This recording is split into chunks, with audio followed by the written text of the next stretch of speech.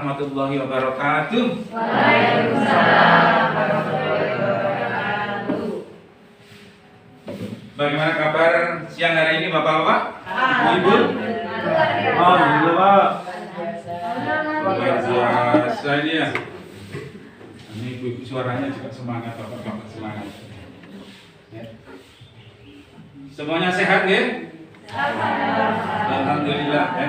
Puji syukur alhamdulillah ya. Pada siang hari ini saya berkesempatan untuk bisa berbagi atau sharing pengetahuan ya yang kami dapat dari kegiatan kami mengikuti guru penggerak. Artinya apa? Ilmu yang saya dapat tidak hanya sekedar pengetahuan yang saya miliki, tapi mudah-mudahan ada sedikit imbas bagi teman-teman sejawat saya. Ya. Paling tidak tahulah, paling tidak tahu, walaupun tidak melaksanakan. Tapi mudah-mudahan apa yang sedikit ini bisa menjadikan tambahan pengetahuan bagi Bapak Ibu sekalian, khususnya saya yang lagi belajar. Ya, jadi dalam guru penggerak ini kami berharap, terutama saya, ingin mendapatkan banyak pengetahuan tentang program pemerintah, ya. Program pemerintah, ya, yang dicanangkan berupa guru penggerak.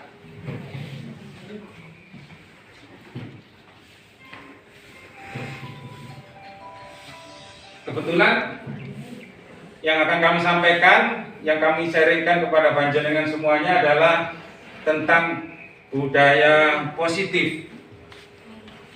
Insya Allah panjenengan lebih mafhum ya, atau lebih paham terkait dengan budaya atau terkait dengan kalimat positifnya. Nah, kegiatan ini atau yang namanya budaya positif ini tak terlepas dari program pemerintah yang dicanangkan oleh Direktorat Sekolah Dasar ya, yaitu Merdeka Belajar. Mungkin dari panjenengan sudah pernah mendengar istilah Merdeka Belajar? Ada yang tahu mungkin ya? Coba apa maksud dari Merdeka Belajar? Ini Bu siapa? Bu Adriwati ya? Merdeka Belajar adalah kebijakan Merdeka Belajar merupakan langkah untuk mentransformasi pendidikan demi terwujudnya sumber daya manusia. Artinya siswa diberi kebebasan untuk belajar.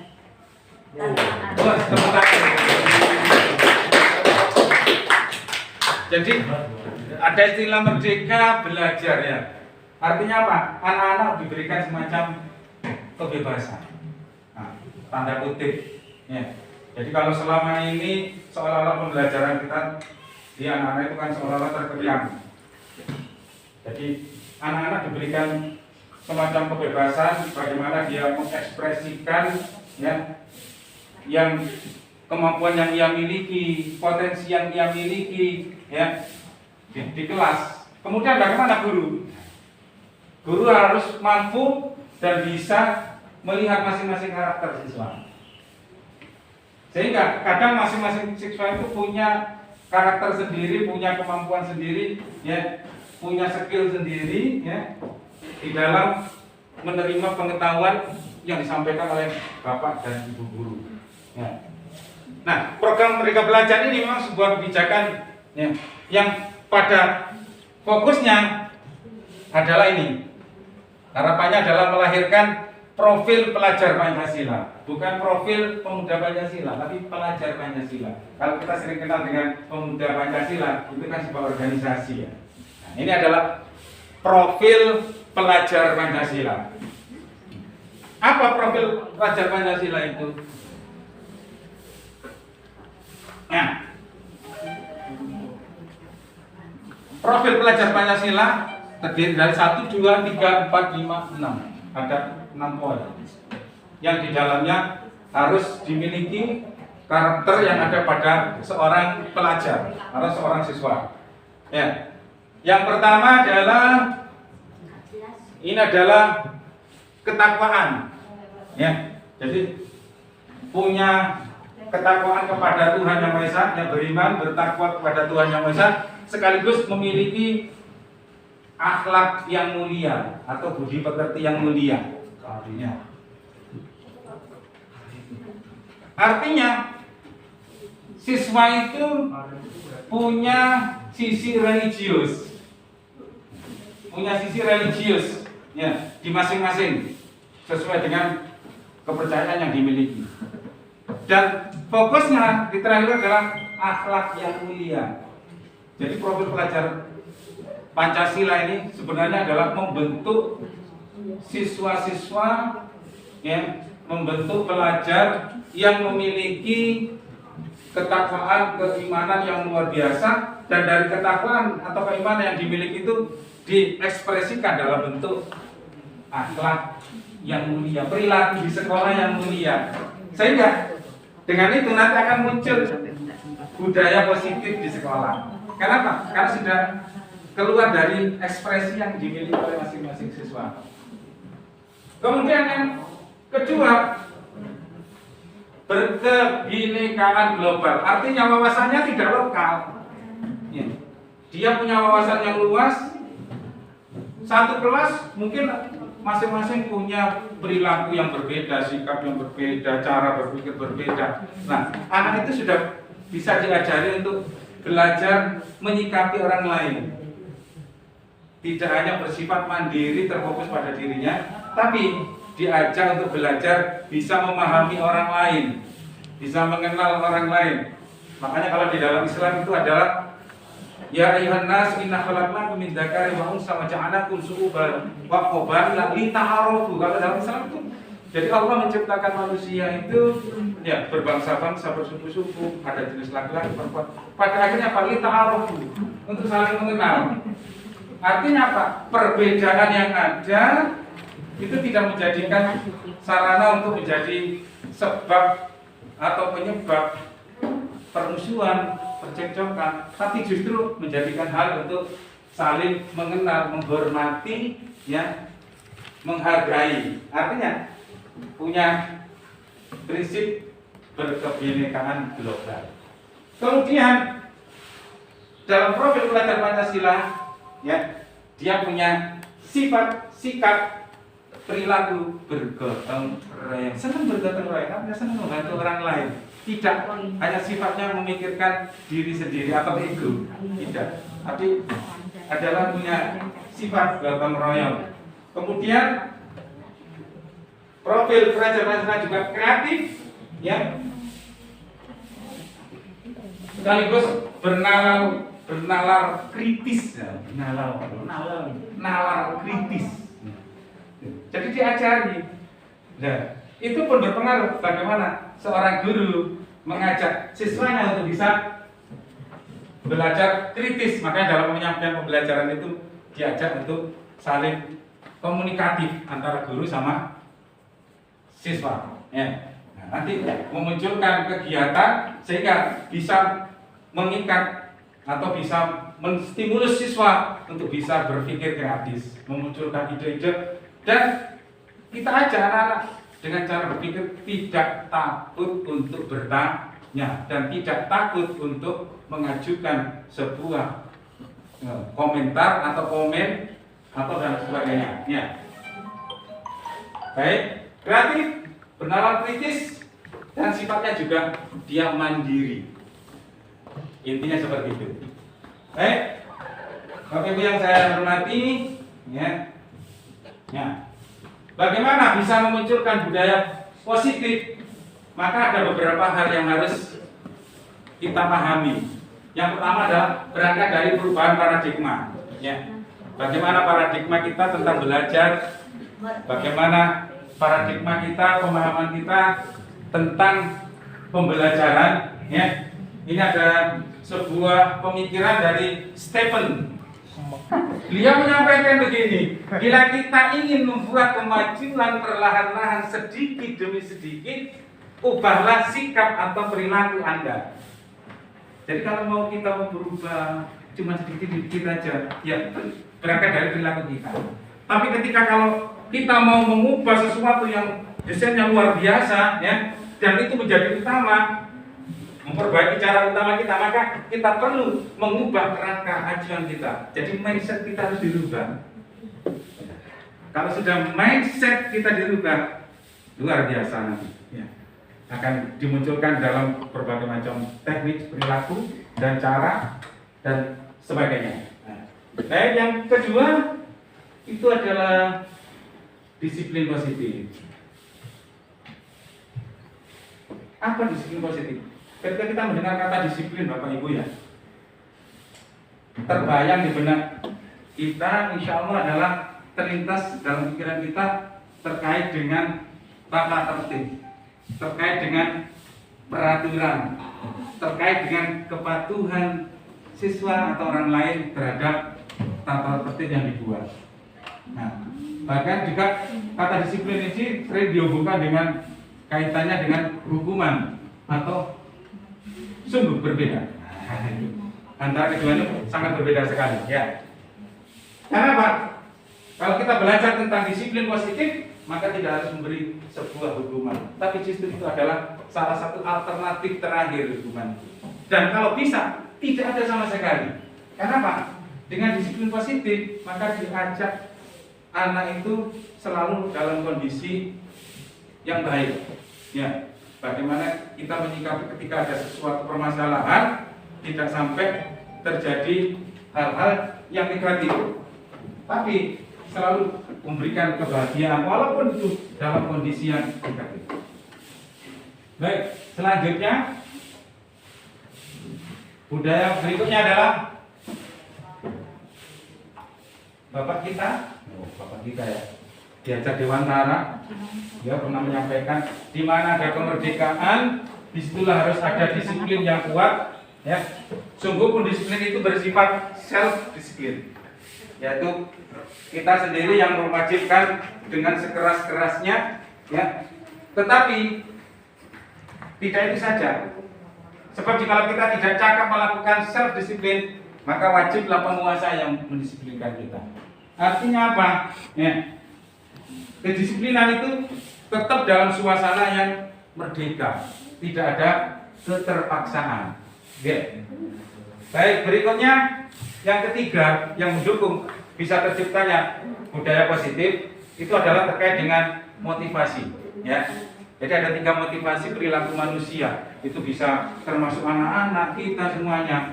Jadi seseorang melakukan sesuatu, berbuat sesuatu, itu sebenarnya terkait dengan motivasi yang ada pada dirinya. Yang pertama, motivasi untuk menghindari ketidaknyamanan atau hukuman. Misalnya anak-anak datang terlambat, ya, mesti dia akan takut, ya. Takut apa? Takut dihukum, ya. Jadi motivasi sehingga apa? Sehingga dia besoknya mungkin berangkat tidak terlambat. Tapi motivasinya adalah takut dihukum. Itu sebenarnya tidak nyaman. Ya. Yang kedua, motivasinya ingin mendapatkan imbalan atau penghargaan orang lain, dikasih reward. Ya. Itu pun motivasi. Tapi masih taraf yang kedua. Nah, yang ketiga ini luar biasa. Jadi motivasi untuk menjadi orang yang mereka inginkan dirinya sendiri, ya, menghargai diri sendiri dengan nilai yang mereka percaya. Artinya apa? Apapun yang kita lakukan, anak-anak yang kita lakukan, itu muncul dari dirinya sendiri. Saya kepingin seperti itu, maka saya lakukan. Tidak ada keterpaksaan, ya. Saya tidak berharap nanti waktu dihukum ada guru, tidak ada guru, saya bersikap seperti itu. Ya.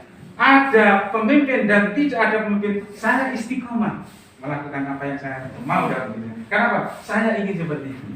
Artinya seperti itu. Nah, ini motivasi yang muncul dalam diri kita sendiri. Ini yang luar biasa.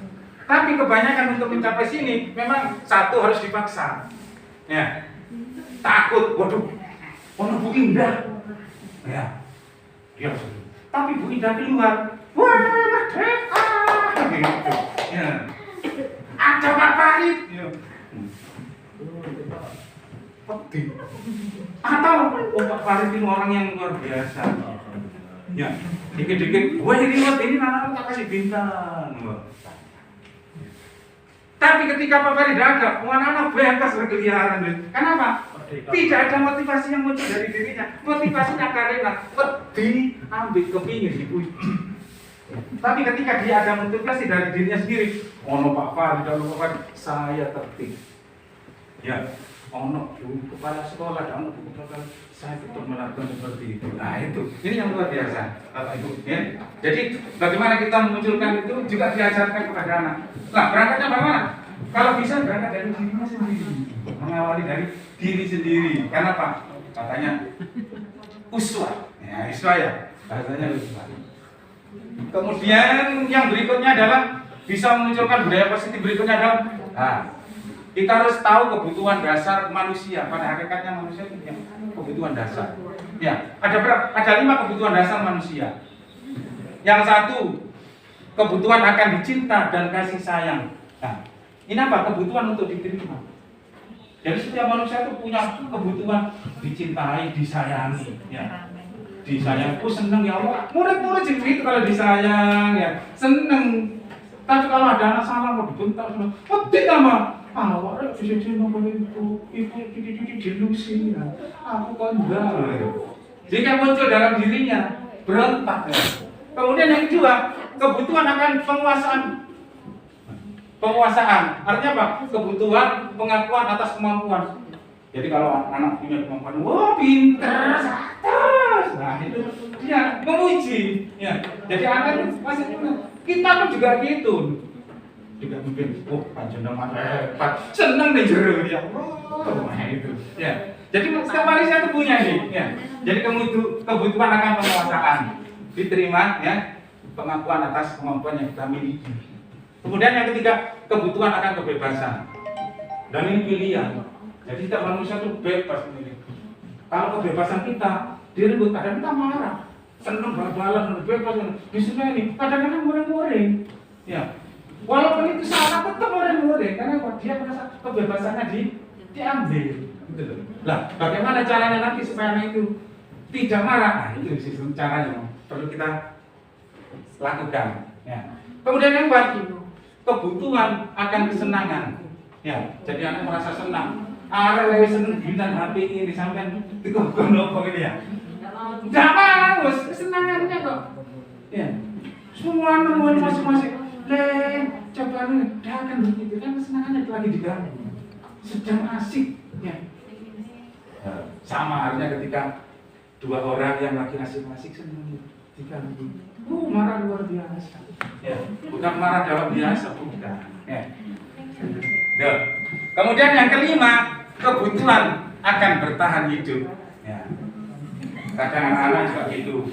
Datang, loh kenapa kamu gini? Kamu buang apa? Loh kamu kok ngantuk terus saya? Ternyata di rumahnya dia selalu membantu orang. Dan tidak boleh dimarahin kan seperti itu. Ya. Kenapa?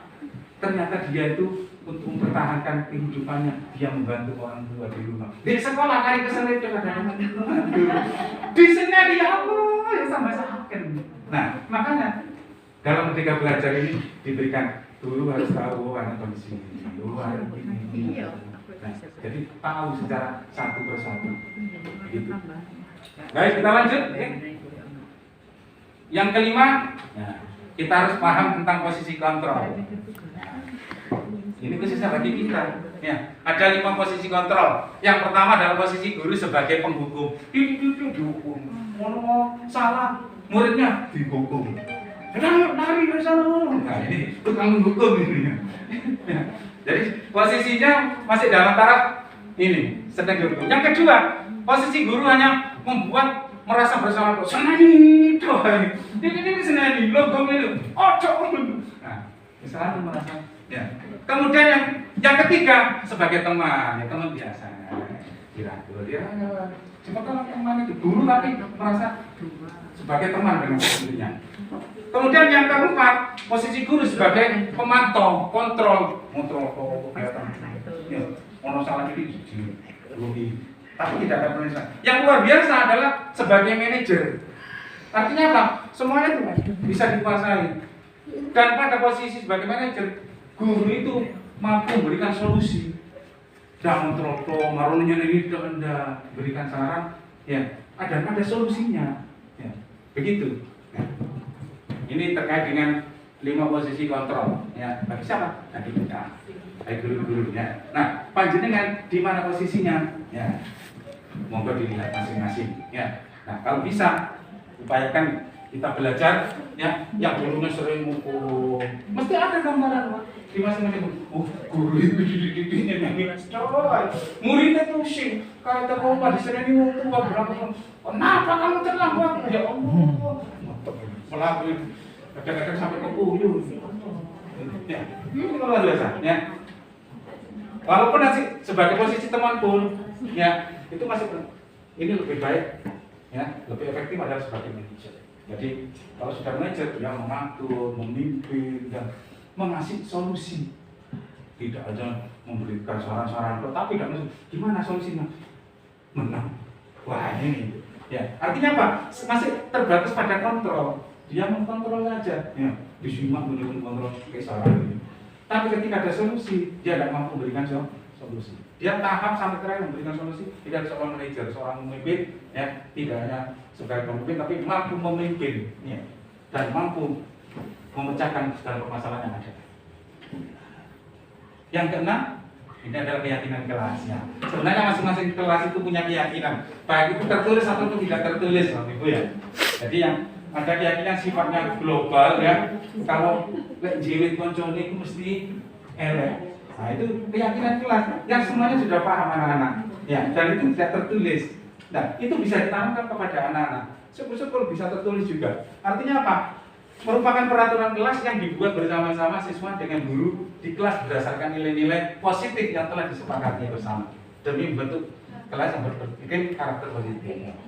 Disepakati anak-anak nanti begini ya. Jadi disepakati nanti pulang begini, kalau di kelas tidak boleh makan, ya, kalau minum tidak cicip, aspakan itu tidak boleh ganggu temennya, ya, gitu. Ya. Baik, lanjut. Ya. Bagaimana budaya berikutnya? Posisi berikutnya ada semacam restitusi. Ya. Jadi restitusi ini Bapak Ibu adalah proses menciptakan kondisi bagi murid untuk memperbaiki kesalahan mereka sehingga mereka dapat kembali kepada kelompoknya mereka dengan karakter yang lebih kuat. Artinya apa? Ketika anak itu ada melakukan kesalahan, ya tidak langsung dicari dia salah, tidak. Tapi dicari tahu kenapa deh kamu kok sampai melakukan seperti itu. Oh alasannya begini. Oh kalau sudah seperti itu apa yang baik? Ya, penyelesaiannya coba diserahkan kepada anak, jadi anak itu bisa berpikir kemudian bisa memecahkan ini. Oh kamu kenapa kamu terlambat aja? Jawabannya misalnya Pak, ban saya, ban sepeda motor ayah saya meletus, kemudian belum diperbaiki, jadi selama 1 minggu yang mengantar paman saya sehingga terlambat terus. Kemudian ditarik, gurunya menyampaikan, Pak Guru tidak terfokus terhadap apa yang kamu lakukan, tidak. Terus kalau sudah seperti itu, yang baik bagaimana? Nah, anak itu coba pikir. Jadi nanti yang berjanji itu dia sendiri, yang membuat penyelesaian itu dia sendiri. Jadi guru itu hanya mencoba untuk membuat pemantik, ya, pemicu. Bagaimana anak coba? Oh Pak, kalau begitu nanti saya tak berangkat lebih pagi Pak. Saya tak ngomong sama paman saya supaya berangkat lebih pagi. Artinya anak itu punya solusi sendiri. Nah, guru memperkuat. Jadi setiap ada masalah tidak langsung dijudge, kamu. Karena apa? Setiap manusia itu punya kebutuhan dasar tadi. Ketika kebutuhan kita itu disenggol oleh orang lain, ya itu luar biasa marahnya, walaupun mungkin marahnya dipendam sampai gemeter. Atau yang sangat luar biasa lagi, khawatirnya mendemnya sampai nanti. Hati kan ya. Ketika nanti di luar ada makanya ada yang guru-guru SMA itu sampai di Google siswa. Ya karena itu dia dendamnya luar biasa. Jadi penyelesaiannya itu tidak kurang baik. Sehingga yang muncul perasaan dendam.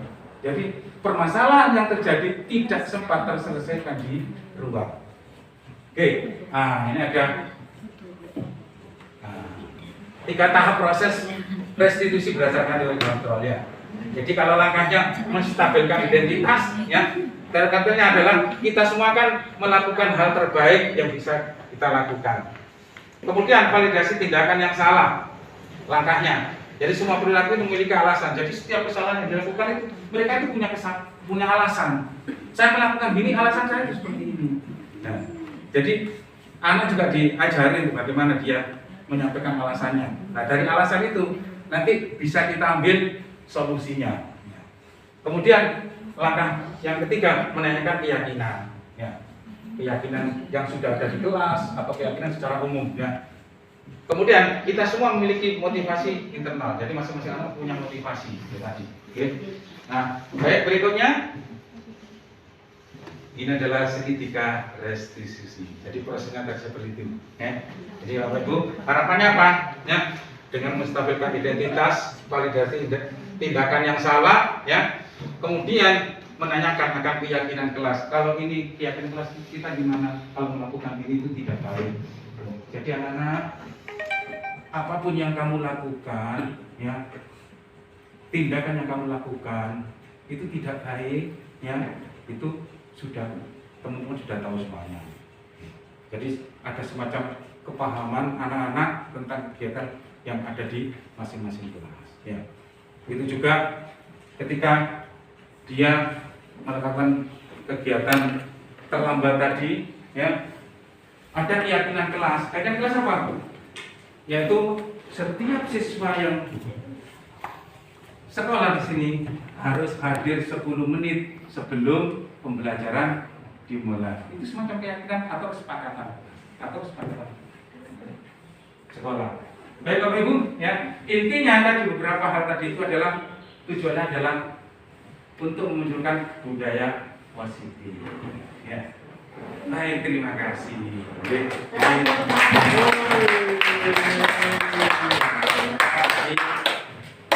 Mudah-mudahan ya sedikit pengetahuan yang saya sampaikan. Artinya saya tidak menggurui, saya belajar ya untuk berbagi apa yang pernah saya dapat. Ya.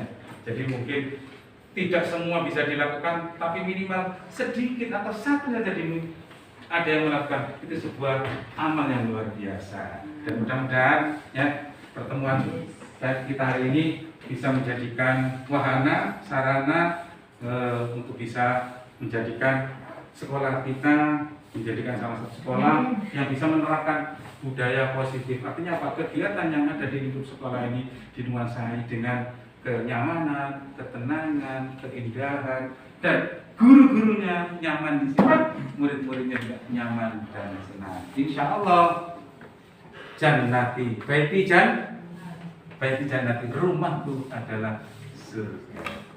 Mungkin ada pertanyaan sebelum kita berakhir?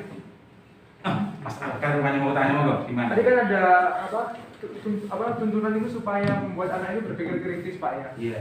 Itu secara praktek seperti apa kira-kira Pak? Ya, baik. Terima kasih. Mungkin dari teman-teman mungkin ada yang mau menjawab. Nah, ini yang lebih pengalaman ini. Ini Buyuka mungkin pengalamannya. Gimana? Praktek mengajar ini kan pola praktek mengajar ya. Mengajari anak untuk berpikir kritis. Iya. Jadi agar anak-anak itu bisa kritis. Bagaimana caranya?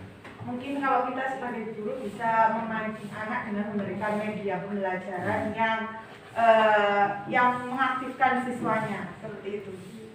Salah satunya Pak. Iya. Tepuk tangan untuk ada semacam romantik ya. Jadi cara mengajarnya itu tidak guru langsung memberikan semua materi, tapi justru kalau bisa adalah menggali potensi yang ada pada anak sehingga anak mampu mengumpulkan data informasi dan dari informasi itu diramu, kemudian guru hanya sebagai pembuat saja. Ini kan luar biasa. Artinya pembelajaran seperti itu nanti aktif ya. Jadi tidak guru menyampaikan. Kalau pada pembelajaran yang dulu materi diberikan, artinya apa? Murid harus ikut guru. Nah, kalau dalam Merdeka Belajar tidak. Jadi guru harus ikut murid. Ya, jadi semua yang berkaitan itu harus bertumpu dengan murid dan memberikan ya peluang terbuka, peluang yang besar bagi kenyamanan kebutuhan murid. Ya, seperti itu. Oke. Gimana? Ya, terima kasih. Oke. Mungkin yang lain sih, baik, Bapak Ibu terima kasih ya atas berkenannya panjenengan ya. Mudah-mudahan pertemuan kita itu bisa memberikan manfaat ya. Ini buat penjawab. Amin. Kita semua. Dari kami akhiran, wassalamualaikum warahmatullahi wabarakatuh. Waalaikumsalam warahmatullahi wabarakatuh.